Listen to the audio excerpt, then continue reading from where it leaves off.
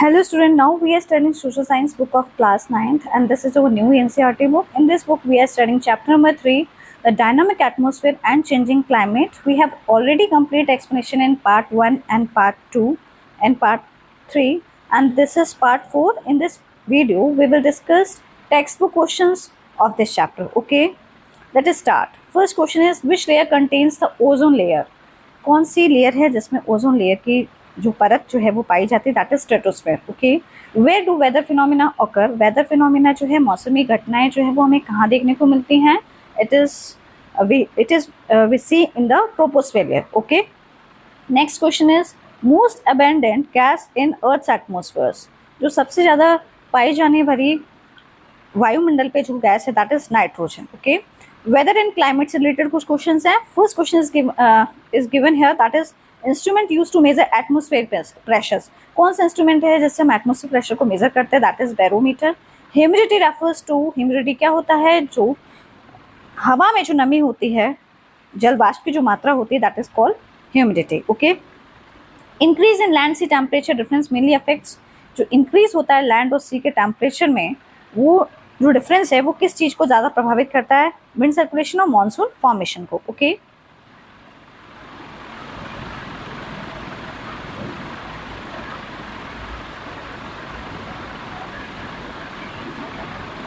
Next question जो है वो सीजन्स एंड मॉनसून से रिलेटेड है.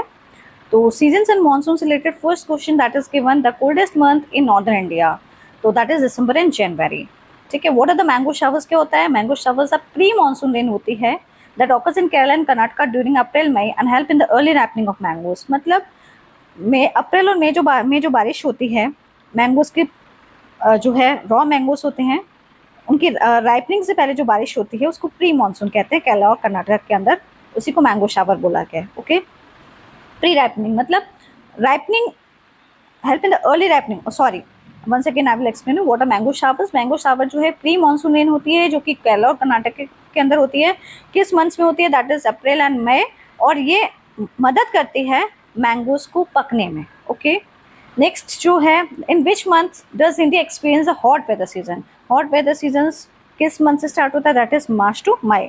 During the advancing monsoon season which part of India receive the highest rainfall? Advance जब monsoon का सीजन आता है, सबसे ज़्यादा बारिश कहाँ होती है? That is north eastern region of India, specially Mawsynram Cherrapunji in Meghalaya के अंदर. Okay, state one feature of the, आपको वन फीचर बताना है रिट्रीटिंग मानसून का. तो वन फीचर जो रिट्रीटिंग मानसून का वो है इसमें, वो ये है, रिट्रीटिंग मानसून का जो वन फीचर इसमें जो गिवन है, दैट इज विंड जो है वो विड्रॉस होती है इंडिया से and weather becomes clear and dry. हवा जो है भारत की ओर लौटती है और उससे जो वेदर है वो एकदम क्लियर हो जाता है और ड्राई हो जाता है. Okay, state one feature of the, one feature, sorry, climate change. यहाँ से स्टार्ट करेंगे हम लोग अभी. Major contribution to global warming. जो ग्लोबल वार्मिंग का जो मेरा मेजर कंट्रीब्यूशन है वो क्या है? That is excessive greenhouse gases का बढ़ना. ठीक है, melting of glaciers and rising sea levels are mainly caused by, जो ग्लेशियर्स मेल्ट हो रहा है, ठीक है, ग्लेशियर्स में जो बर्फ़ मेल्ट हो रही है उसकी वजह से सी लेवल्स भी बढ़ रहे हैं. उसका कारण है डिफॉरेस्टेशन और ग्लोबल वार्मिंग. फ्लड्स जो है इंडिया के अंदर वो क्यों आ रहा है? डिफॉरेस्टेशन, हैवी रेनफॉल की वजह से. विच measures can reduce flood risk? कौन सा मेजर जो है वो फ्लड रिस्क को कम करता है? That is afforestation. एफॉरेस्टेशन में ज़्यादा से ज़्यादा पेड़ लगाना. Floods are less likely to occur in arid regions. Arid regions होते हैं जहाँ पे पेड़ पौधे बहुत ही कम मात्रा में होते हैं, शुष्क एरिया होता है, वहाँ पे फ्लड्स बहुत कम आते हैं. नेक्स्ट है कार्बन फुटप्रिंट. क्या होता है कार्बन फुटप्रिंट जो है? Why is carbon footprint consider harmful for human beings? Carbon footprint जो है वो ह्यूमंस के लिए क्यों नुकसानदायक है? A high carbon footprint increases green house gases in the atmosphere. जब ज़्यादा से ज़्यादा कार्बन फुटप्रिंट होगा तो उससे क्या होगा? ग्रीन हाउस गैसेज जो है एटमोसफेयर के अंदर बढ़ेंगी और उससे ग्लोबल वार्मिंग होगी, क्लाइमेट में चेंज होगा और हेल्थ की प्रॉब्लम्स होंगी. एक्सट्रीम वेदर इवेंट्स बहुत जल्दी जो है मौसमी घटनाएं जो हैं वो देखने को मिलेंगी. ओके, एनवायरमेंटल डिग्रेडेशन हो जाएगा. Okay, mention the role of government in reducing carbon footprint. तो रोल क्या है गवर्नमेंट का कार्बन फुटप्रिंट को कम करने के लिए? Governments can promote renewable energy government जो है वो रिन्यूएबल एनर्जी को बहुत ज़्यादा प्रमोट करती है, इम्प्रूव करती है पब्लिक ट्रांसपोर्ट को और एनकरेज करती है एफॉरेस्टेशन को, ज़्यादा से ज़्यादा पेड़ लगान and enforce pollution control loss and create awareness about environmental conservation, और अवेयरनेस पैदा करते हैं एनवायरमेंटल कंजर्वेशन के प्रति।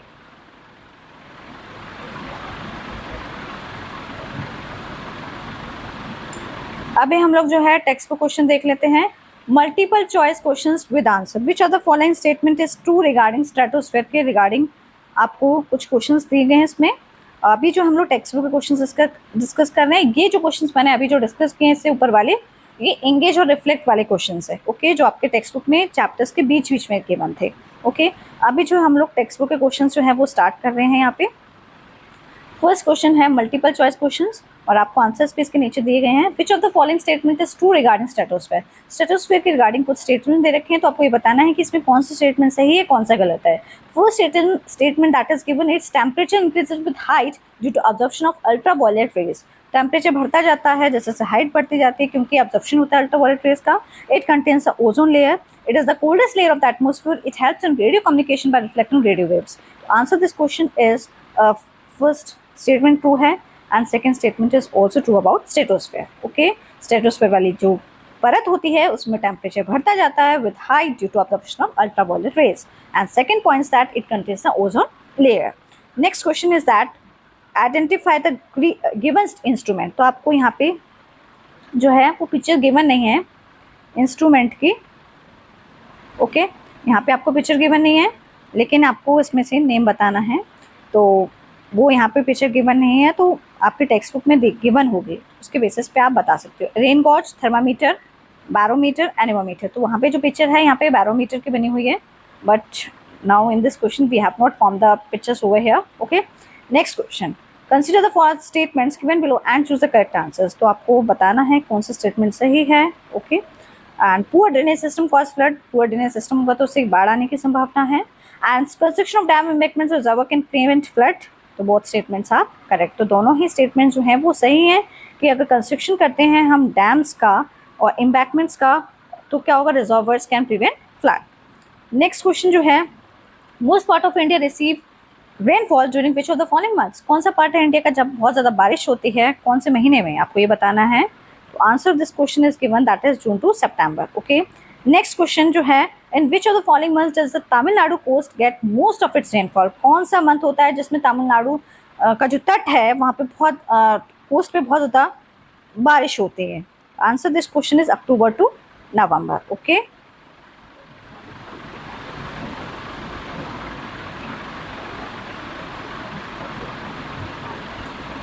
Next question, which of the following places have cooler climate even during summers, तो कौन सी जगहें हैं जहाँ पे कूलर क्लाइमेट होता है, बहुत ठंडा होता है समर्स में भी।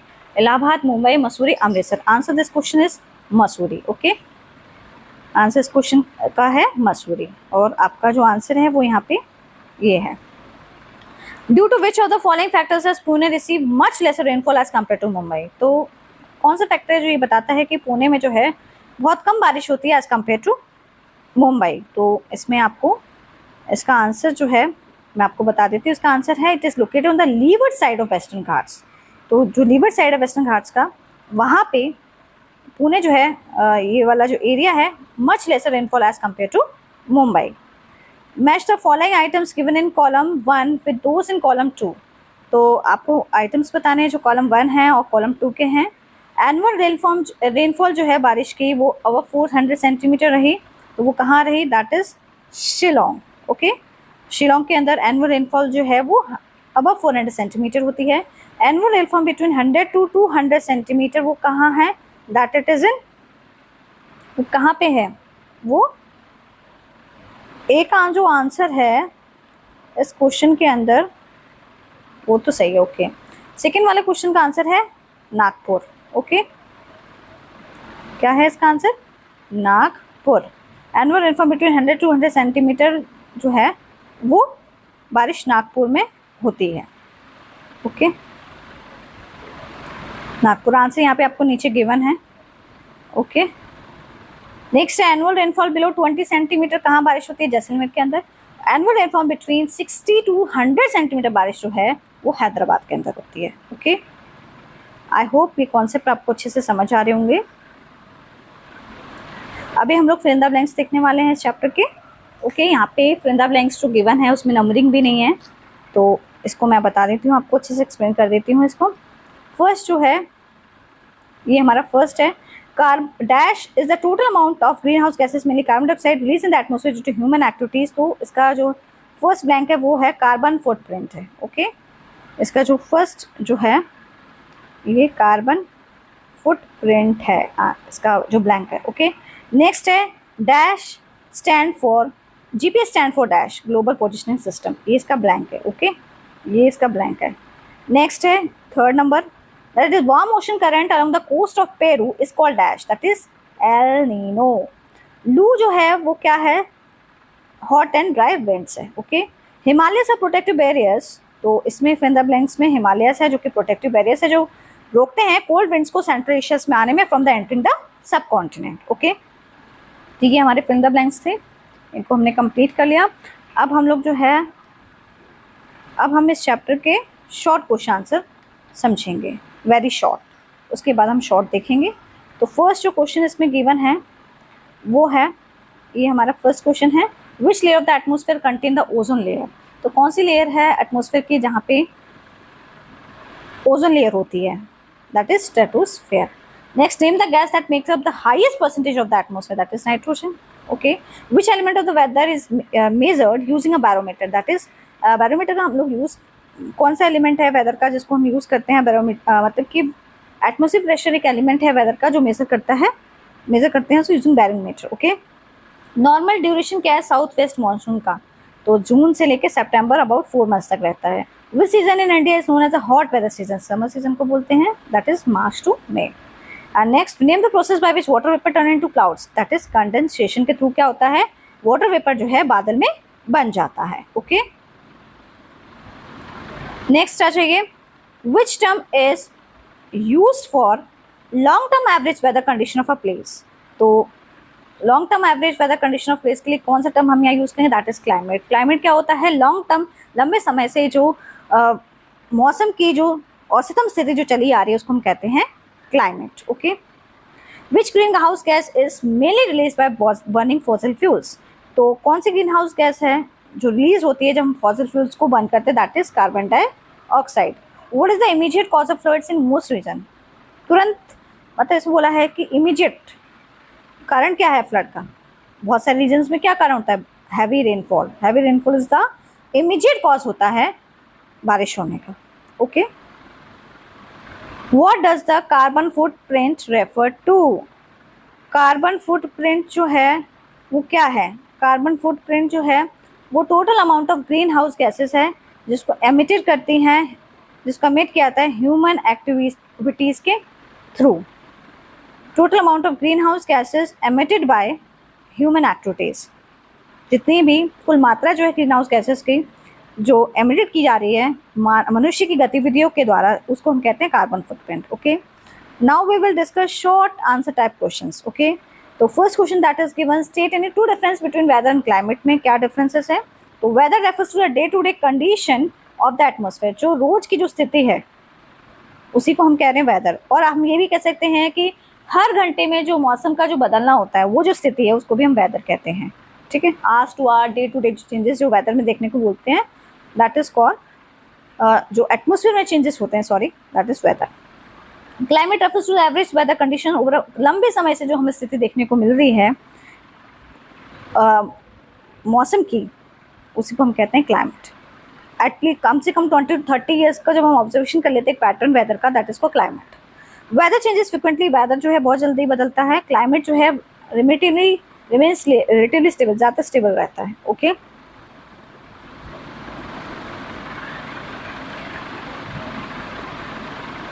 Y is the troposphere important for human life. Troposphere जो है इंपॉर्टेंट क्यों है ह्यूमन लाइफ के लिए। Troposphere contain most of the air, troposphere जो है वो ज़्यादा से ज़्यादा उसमें एयर होती है, वाटर वेपर्स होते हैं, क्लाउड्स होते हैं। All weather phenomena occur in this layer, सारे ही वेदर मौसमी घटनाएं इस लेयर में होती हैं। Making it essential for life on earth, और ये ज़िंदगी जीने के लिए बहुत ज़रूरी है। Explain the role of nitrogen the atmosphere, nitrogen का क्या रोल है एटमोसफेयर के अंदर। Nitrogen makes 78% of the atmosphere. Nitrogen जो है वो 78% इतनी जो नाइट्रोजन गैस एटमोसफेयर में होती है, ये हेल्प करती है प्लांट्स को ग्रो करने में by participating in nitrogen cycle and dilutes oxygen, preventing rapid combustion को भी ये रोकती है। Okay, nitrogen gas. Next question है, how does altitude affect temperature. Altitude का क्या प्रभाव पड़ रहा है तापमान के ऊपर। टेम्परेचर डिक्रीज होता जा रहा है with an increase in altitude, जैसे जैसे हाइट की ओर बढ़ रहे हैं।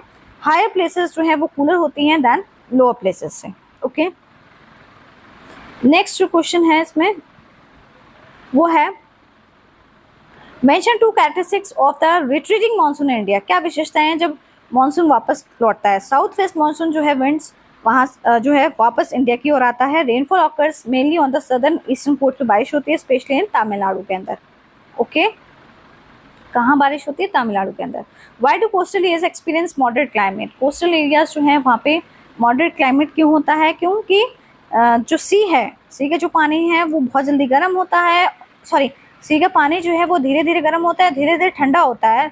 इसके कारण क्या होता है, टेम्परेचर जो है वो रिड्यूस हो जाता है extreme and giving a coastal areas. और इस तरीके से टेम्परेचर जो कोस्टल एरियाज में जो क्लाइमेट है वो मॉडरेट रहता है, क्योंकि जो समुद्र का पानी है वो बहुत धीरे ठंडा होता है, बहुत धीरे गर्म होता है। Give to human activities responsible for climate change. तो आपको मानव गतिविधि बतानी है जो कि जिम्मेदार है जलवायु परिवर्तन के लिए। फर्स्ट है burning of fossil fuels, next है डिफॉरेस्टेशन, पेड़ों की कटाई करना। Okay, explain how deforestation contributes to floods. Deforestation किस तरीके से, बाढ़ डिफॉरेस्टेशन हो रहा है तो उसके कारण फ्लड्स जो है, क्यों फ्लड्स जो है उसमें क्या रोल है। डिफॉरेस्टर, पेड़ जितने ज़्यादा हम लोग पेड़ काट उसके कारण क्या हो रहा है, बाढ़ आ रही है। ट्रीज क्या करते हैं, वो ऑब्जर्व करते हैं रेन वाटर को। Okay, trees observe rain water and hold soil together, मिट्टी को जकड़ लेते हैं। डिफॉरेस्टेशन की वजह से क्या हो रहा है, सरफेस रन ऑफ हो रहा है, सतह बिल्कुल बहती जा रही है, उसकी मिट्टी पूरी बहती जा रही है, इससे सॉइल इरोशन हो रहा है, मिट्टी का कटाव हो रहा है और बाढ़ें आ रही हैं। दो इम्पैक्ट्स बताने हैं ग्लोबल वार्मिंग का इंडियस क्लाइमेट के ऊपर। पहला है increase in temperature, heat waves, temperature बढ़ रहा है और हीट गर्म हवाएं चल रही हैं। मोर फ्रिक्वेंट फ्लड्स, बहुत जल्दी बाढ़ें आ रही हैं, सूखा पड़ रहा है, एंड एक्सट्रीम वेदर इवेंट्स, और बहुत अत्यधिक जो है मौसमी घटनाएं हो रही हैं।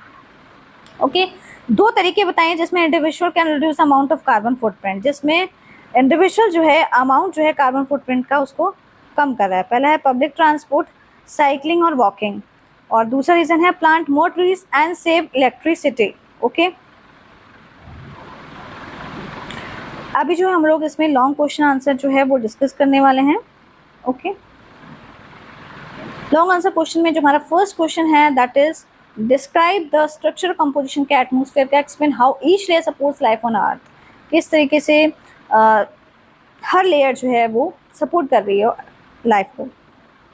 एटमॉस्फेयर क्या है, ब्लैंकेट है गैसेस का, सराउंडिंग ऑफ द अर्थ, जो अर्थ के चारों ओर घिरा हुआ है, एक आवरण है। और इसमें कौन कौन सी गैसेस है, nitrogen 78%, oxygen 21%, small amount of other gases हैं। इसमें 5 लेयर हैं। टॉपोस्फेयर में वेदर का हेयर, यहाँ पे बारिश हो रही है, मौसमी घटनाएं और लाइफ को सपोर्ट कर रही है। Stratosphere contain the ozone layer which observe harmful UV rays को जो है वो ऑब्जर्व कर लेती है। मेसोस्फेयर में क्या होता है, मीट्रॉइड्स जो हैं वो बर्न्स होते हैं और एंटरिंग करते हैं अर्थ के एटमॉस्फेयर पे। ओके, थर्मोस्फेयर जो है कंटेन आयोनाइज्ड गैसेस होती हैं जो हेल्प करते हैं रेडियो कम्युनिकेशन में। एक्सोस्फेयर जो है आउटर मोस्ट लेयर होती है, बाहर की परत होती है जो मर्ज हो जाती है जाके स्पेस के अंदर। तो हर लेयर जो है अपना अपना इंपॉर्टेंट रोल प्ले करती है, प्रोटेक्ट करती है, सपोर्ट करती है लाइफ को अर्थ के ऊपर। ओके, नेक्स्ट क्वेश्चन जो है इसमें question number 2, explain the elements of weather and analyse how they collectively influence the climate of a region. तो एलिमेंट्स ऑफ वेदर क्या क्या है, टेम्परेचर है, एटमॉस्फेयर प्रेशर है, विंड है, ह्यूमिडिटी है, प्रेसिपिटेशन है और क्लाउड कवर है। ये एलिमेंट्स आपस में कंटिन्यूसली इंटरेक्ट करते हैं, एक दूसरे से मिलते हैं, फिर से क्या होता है डे टू डे वेदर में चेंजेस आते हैं और लॉन्ग टर्म एवरेज फॉर्म्स जो है क्लाइमेट की किसी रीजन की वो बन जाती हैं। मेजर सीजन्स क्या है इंडिया के अंदर, describe the major seasons of India and explain the climatic condition associated with each season. और क्लाइमेटिक कंडीशंस क्या है हर सीजन्स की, उनको इसमें एक्सप्लेन किया गया है। तो फर्स्ट जो सीजन जो गिवन है इंडिया के अंदर 4 मेजर सीजन्स होते हैं। Cold weather season, okay, first जो हमारा सीजन है वो इसमें है कोल्ड वेदर सीजन। तो कोल्ड वेदर सीजन जो है ये है और ये दिसंबर से फरवरी तक होता है, कूल और ड्राई एयर होती है। Hot weather season summer March to हमें, high temperature high dry winds. South west monsoon season में जून से सितंबर तक बहुत ज़्यादा बारिश होती है, heavy rainfall. Rotating monsoon season अक्टूबर से नवंबर होता है, जिसमें मानसून जो है वापस लौटता है, मानसूनी हवाएं वापस लौटते हैं, और रेनफॉल कहाँ होती है, तमिलनाडु के अंदर। ओके, नेक्स्ट जो क्वेश्चन है that is explain the mechanism of south west monsoon in India with suitable reasons for its importance. तो मैकेनिज्म क्या है साउथ वेस्ट मानसून का इंडिया के अंदर, तो उसकी रीजंस के साथ इसकी इंपॉर्टेंस को डिस्कस करना है। ड्यूरिंग समर सीजन में क्या होता है, लो प्रेशर डेवलप होता है नॉर्दर्न इंडिया में, और हाई प्रेशर एग्जिस्ट करता है इंडियन ओशन के पास। तो जो मॉइस्ट विंड होती हैं वो ब्लो करती हैं ओशन टुवर्ड्स लैंड की तरफ, और फिर बहुत हैवी बारिश करती है, बहुत ज़्यादा बारिश लेके आती हैं। मॉनसून इंपॉर्टेंट इसलिए क्योंकि ये सपोर्ट करता है एग्रीकल्चर को, रिप्लेनिश वाटर रिसोर्सेज को, and generate hydro electric power को। ओके, नेक्स्ट जो क्वेश्चन है that is monsoon is the life line of India, justify this statement with examples. तो हमारी जो इंडियन इकोनॉमी है वो ज़्यादातर मानसून पे डिपेंड करती है, मानसून की रेनफॉल पे, और it provides water for agriculture के लिए पानी मिलता है, उसी वजह से पीने के लिए, ड्रिंकिंग के लिए, इंडस्ट्रीज के लिए, पावर जनरेशन के लिए। गुड मानसून, अच्छी अगर बारिश हो जाती है तो अच्छा क्रॉप का प्रोडक्शन हो जाता है। पुअर मानसून होता है तो उससे कई बार ड्रॉट्स और इकोनॉमिक लॉसेस होते हुए दिखाई देते हैं। Next question is analyse the consequences, causes and consequences of climate change. तो कॉजेज और कॉन्सिक्वेंसेज क्या हैं, कारण क्या हैं, और उसके परिणाम क्या हैं, क्लाइमेट चेंज होने के उसका क्या प्रभाव पड़ रहा है वेदर पैटर्न्स में। तो इस चीज़ को हम समझ रहे हैं। Climate change is caused mainly by green house gas emissions. तो क्लाइमेट में जो बदलाव देखने को मिल रहा है वो ग्रीन हाउस गैस एमिशंस की वजह से मिल रहा है, डिफॉरेस्टेशन की वजह से मिल रहा है, और इंडस्ट्रियल एक्टिविटीज़ की वजह से मिल रहा है। At consequences include rising temperature, और इसका रिजल्ट जो है वो राइजिंग टेम्परेचर में देखते हुए मिल रहा है। मेल्टिंग ग्लेशियर्स मेल्ट हो रहा है, सी लेवल राइज हो रहा है, and more frequent extreme weather events देखने को मिलते हैं, जैसे फ्लड, ड्रॉट और साइक्लोन। ओके, मेजर कॉजेज क्या है फ्लड्स के इंडिया के अंदर, suggest effective flood management measures. तो कारण है हैवी रेनफॉल होना, ठीक है, डिफॉरेस्टेशन होना, पुअर ड्रेनेज सिस्टम होना, इंक्रोचमेंट ऑन फ्लड प्लेन्स, और मेजर्स क्या है, अफॉरेस्टेशन हो रहा है, कंस्ट्रक्शन हो रहा है डैम्स और एम्बैंकमेंट्स का, और improve drainage system, early warning system and proper planning होगी इससे। ओके,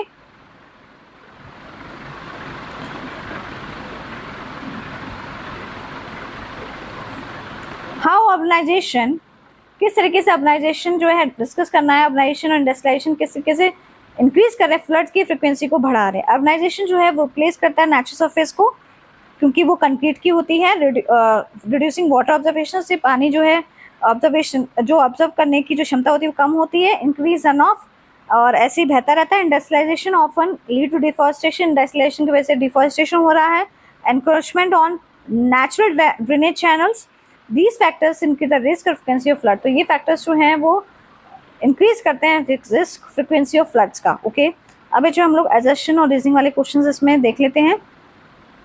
एजर्शन और रीजनिंग में जो क्वेश्चन 1 है वो क्या है हम लोग देख लेते हैं। फर्स्ट क्वेश्चन जो है वो atmosphere is divided into 3 distinct layer. तो ये स्टेटमेंट इसमें गिवन है। रीजन जो है इसका ये है कि all weather phenomena like rain, cloud, storms and fogs occur in troposphere. तो एक्सप्लेनेशन में आपको बता दूं, जो एटमॉस्फेयर है उसमें 3 डिस्टिंक्ट लेयर्स नहीं होती हैं। ओके, एटमॉस्फेयर में मोर देन 3 लेयर्स होती हैं। एक्सप्रेशन यहाँ पे गिवन है, atmosphere is more than 3 layers, troposphere, stratosphere, mesosphere, thermosphere, exosphere. Reason भी करेक्ट है कि जितनी मौसमी घटनाएं हैं वो क्षोभ मंडल में देखने को मिलती हैं। ओके, और तो हम कह सकते हैं कि जो हमारा फर्स्ट जो ए वाला स्टेटमेंट है दैट इज रॉन्ग, और आर जो है दैट इज रीजन जो है इसका करेक्ट है। ओके, सेकेंड जो है wind is the horizontal movement of air from high pressure to low pressure areas. Reason it is measured by an instrument called rain gauge. तो ये एजर्शन जो है वो करेक्ट है, बिल्कुल सही है। रीजन भी सही है क्योंकि रेन गॉज मेजर करता है रेनफॉल को, ना कि विंड को मेजर करता है। ओके,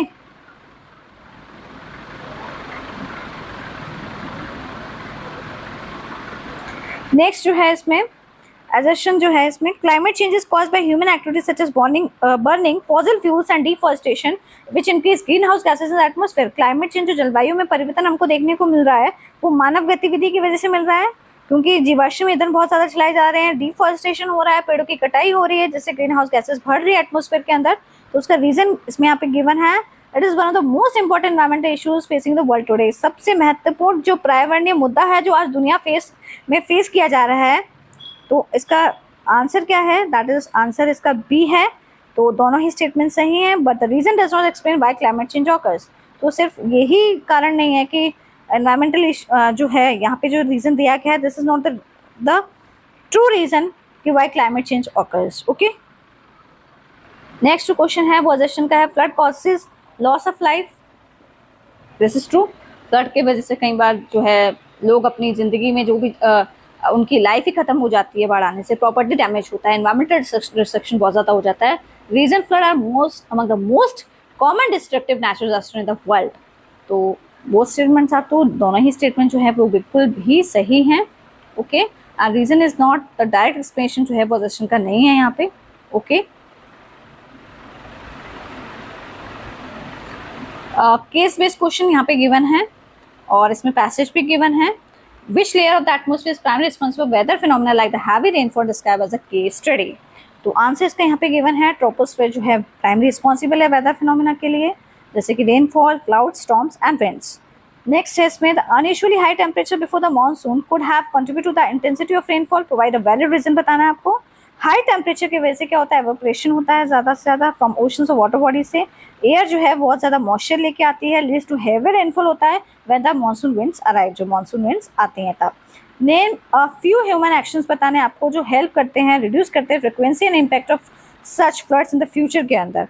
तो एफोरेस्टेशन, हमको ज़्यादा से ज़्यादा पेड़ लगाने हैं, रिड्यूसिंग ग्रीन हाउस गैसेज का एमिशन है उसको कम करना है, प्रॉपर ड्रेनेज सिस्टम होना चाहिए सिटी के अंदर, प्रिवेंटिंग एनक्रोचमेंट रिवर्स पे, वेटलैंड एरियाज पे इंक्रोचमेंट होनी चाहिए, rain water harvesting system urban planning होनी चाहिए। अभी जो है हम लोग यहाँ पे लॉन्ग आंसर क्वेश्चन जो है इसमें डिस्कस कर रहे हैं। Question number 9, explain the concept of carbon footprint का कॉन्सेप्ट क्या है और इसका ग्लोबल क्लाइमेट चेंज पे क्या रोल है, इसकी क्या भूमिका है, इसको हम समझेंगे। A carbon footprint is the total amount of greenhouse gases, especially carbon dioxide, released into the atmosphere due to the human activities such as transportation, electricity use, industrial production and deforestation. Carbon footprint जो है वो कुल जो मात्रा है green house gases की ज़्यादा, उसमें कौन सी स्पेशली गैस है, कार्बन डाइऑक्साइड, वो एटमोसफेयर में रिलीज हो रही है मानव गतिविधियों के कारण, जैसे कि ट्रांसपोर्टेशन की वजह से, इलेक्ट्रिसिटी यूज़ की वजह से, इंडस्ट्रियल का जो प्रोडक्शन है उसकी वजह से, एंड डिफॉरेस्टेशन, पेड़ों की कटाई की वजह से, जंगलों की कटाई की वजह से। तो लार्ज कार्बन फुटप्रिंट जो है उससे concentration of greenhouse gases हो रहा है, एटमोसफेयर के अंदर बढ़ रहा है, एंड दीज गैसेस क्या करें, ट्रैप करते हैं हीट को, उसकी वजह से क्या होती है, ग्लोबल वार्मिंग होती है, लीडिंग टू क्लाइमेट चेंज। इस वजह से जलवायु परिवर्तन होता है। As a result the world experience rising temperature, melting glaciers, sea level rise, floods, droughts and extreme weather events. और इसका परिणाम नतीजा ये होता है कि पूरी दुनिया में तापमान में वृद्धि हो रही है, ग्लेशियर्स जो हैं वो मेल्ट हो रहे हैं, और समुद्र का जो पानी है उसका स्तर जो है दैट इज इंक्रीजिंग, फ्लड आ रहे हैं, बाढ़ आ रही है, ड्रॉट सूखा पड़ रहा है, और भी अत्यधिक और भी मौसमी घटनाएं परिवर्तन देखने को मिल रहे हैं। Question number 10 suggest sustainable strategies at individual, national, global levels to reduce climate change impacts. तो सस्टेनेबल स्ट्रैटेजीज क्या हैं जो कि इंडिविजुअल, नेशनल और जो कि व्यक्तिगत स्तर पे, राष्ट्रीय स्तर पे, नेशनल एंड ग्लोबल लेवल, वैश्विक स्तर पे जो जिसकी वजह से जो है रिड्यूस हो रहा है क्लाइमेट चेंज इम्पैक्ट्स। तो उसको हम समझ लेते हैं। तो इंडिविजुअल लेवल्स पे क्या क्या है, तो इंडिविजुअल लेवल्स की अगर हम बात करें तो इंडिविजुअल लेवल पे पब्लिक ट्रांसपोर्ट को यूज़ किया जाना चाहिए, साइकिलिंग और वॉकिंग को, सेव इलेक्ट्रिसिटी, वाटर को की बचत करनी चाहिए जितना हो सके, प्लांट ट्रीज ज़्यादा से ज़्यादा पेड़ लगाए जाने चाहिए, रिड्यूस वेस्ट को रिड्यूस करना चाहिए, follow 3R, reduce, reuse, recycle को फॉलो करना चाहिए। अगर हम नेशनल लेवल की बात करें तो promote renewable energy sources like solar, wind power को बढ़ावा देना चाहिए, एनकरेज एफोरेस्टेशन, ज़्यादा से ज़्यादा पेड़ लगाना चाहिए, फॉरेस्ट कंजर्वेशन करना चाहिए, पब्लिक ट्रांसपोर्टेशन बढ़ाना चाहिए, इम्प्लीमेंट करना चाहिए स्ट्रिक्ट पॉल्यूशन कंट्रोल लॉज को। अगर हम ग्लोबल लेवल की बात करें तो country should cooperate through international agreement, तो देश जो है उसको सहयोग की भावना होनी चाहिए जो अंतर्राष्ट्रीय स्तर पे जो एग्रीमेंट्स है उसमें। ओके,